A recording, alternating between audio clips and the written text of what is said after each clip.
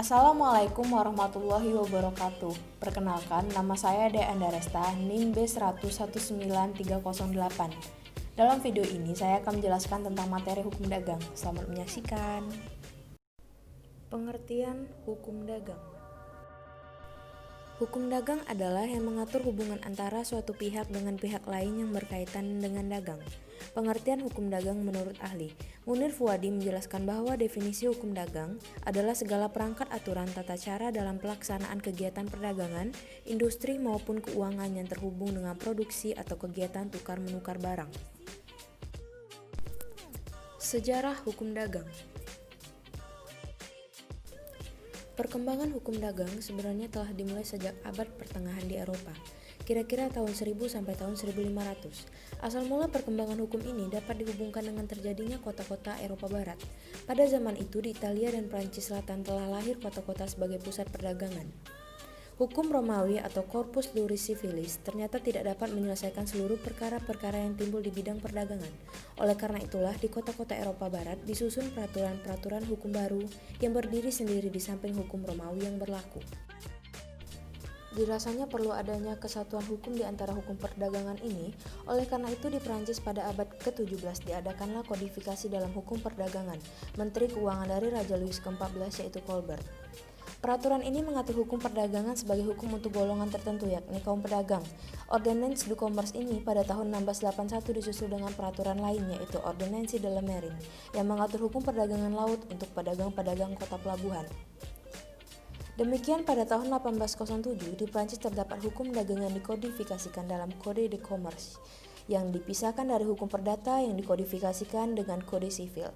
Kode de Commerce ini membuat peraturan-peraturan hukum yang timbul dalam bidang perdagangan sejak zaman pertengahan.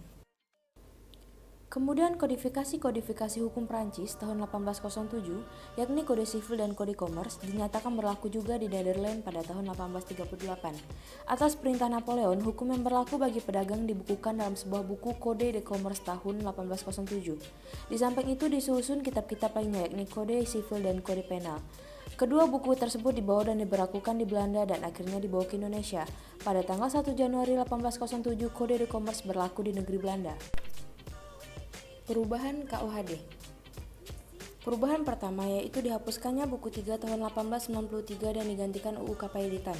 Perubahan kedua dihapuskannya pasal 2 sampai dengan pasal 5 KUHD tanggal 17 Juli tahun 1938 dan perubahan ketiga digantinya istilah perdagangan dengan perusahaan.